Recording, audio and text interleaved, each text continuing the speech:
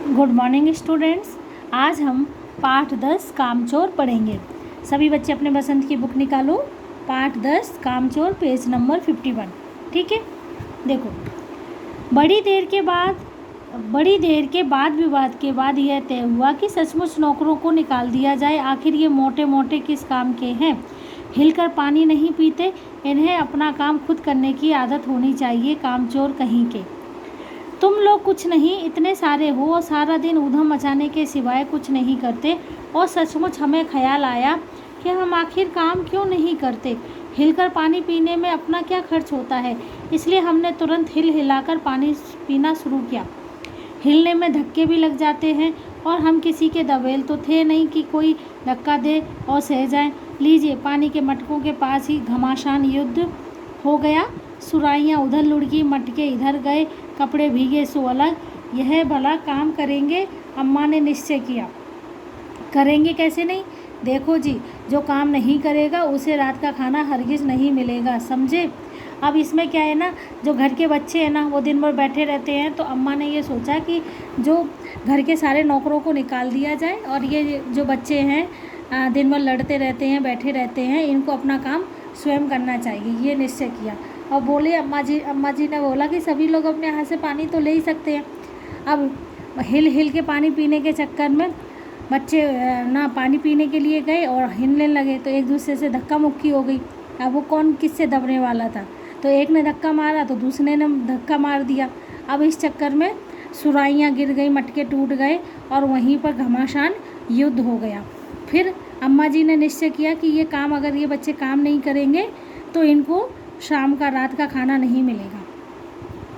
यह लीजिए, बिल्कुल शाही फरमान जारी हो रहे हैं। पेज पलटिए। हम काम करने को तैयार हैं, काम बताए जाएं। हमने दुहाई दी, बहुत से काम हैं जो तुम कर सकते हो। मिसाल के लिए यह दरी कितनी मैली हो रही है। अब अम्मा जी ने जो फरमान जारी कर दिया था, अब बच्चे कह रहे हैं कि हमें काम बताओ भाई, कौन कौन से काम करने हैं। तो अम्मा ने क्या कहा कि बहुत से काम है जो तुम कर सकते हो। देखो, ये दरी कितनी मैली हो रही है, आंगन में कितना कूड़ा पड़ा है, पेड़ों में पानी देना है, और भाई मुफ्त तो यह काम करवाए नहीं जाएंगे, तुम सबको तनख्वाह भी मिलेगी। अब्बा मियाँ ने कुछ काम बताए, दूसरे कामों का हवाला भी दिया। माली को तनख्वाह मिलती है, अगर सब बच्चे मिलकर पानी डालें तो। हे खुदा के लिए नहीं, घर में बाढ़ आ जाएगी, अम्मा ने याचना की। फिर भी तनख्वाह के सपने देखते हुए हम लोग काम पर तुल गए। अब सब बच्चे काम करने पर तुल गए, क्योंकि उनको ऐसा लालच आ गया कि चलो तनख्वाह मिलेगी, मतलब सैलरी मिलेगी। एक दिन फर्शी दरी पर बहुत से बच्चे जुट गए और चारों ओर से कोने पकड़ के झटकारना शुरू किया। दो चार ने लकड़ियाँ लेकर धुआंधार पिटाई शुरू कर दी।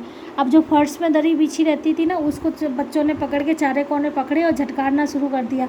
कोई लकड़ी ला करके उस दरी को पीटने लग गया, जिससे धूल निकलती है ना लकड़ी से पीटने से। सारा घर धूल से अट गया, खांसते खांसते सब बेदम हो गए। सारी धूल जो दरी पर थी वो फर्श पर थी, सबके सिरों पर जम गई, नाकों और आंखों में घुस गई। बुरा हाल हो गया सबका। हम लोगों को तुरंत आंगन से निकाला गया। वहाँ हम लोगों ने फ़ौरन झाड़ू देने का फैसला किया। अब वो दरी में से इतनी धूल निकली, चारों तरफ धूल हो गई और सबके आंखों में नाकों में घुसने लगी। सबका खांस खांस के बुरा हाल हो गया। अब सबको वहाँ से आंगन से निकाला गया और झाड़ू लगाने का फैसला किया गया। झाड़ू क्योंकि एक थी और तनख्वाह लेने वाले उम्मीदवार बहुत थे, इसलिए क्षण भर में झाड़ू के पुर्जे उड़ गए। अब बच्चे तो बहुत सारे थे, अब सब बच्चों को ये था कि काम करेंगे तो तनख्वाह मिलेगी। तो एक झाड़ू की सबने खींचातानी इतनी की कि झाड़ू के एक एक पुर्जे उड़ गए। जितनी सीखें जिसके हाथ पड़ी वह उनसे ही उल्टे सीधे हाथ मारने लग गए। अम्मा ने सिर पीट लिया, भाई ये बुजुर्ग काम करने दें तो इंसान काम करे, जब जरा सी बात पर टोकने लगे तो बस हो चुका काम। अब अम्मा जी परेशान हो गई, उन्होंने तो झाड़ू के भी सीके निकाल के टुकड़े टुकड़े कर दिए।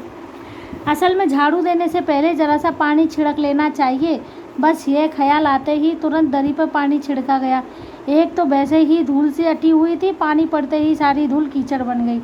अब धूल उड़ रही थी तो अम्मा ने कहा थोड़ा सा पानी छिड़क लेते तो धूल नहीं उड़ती।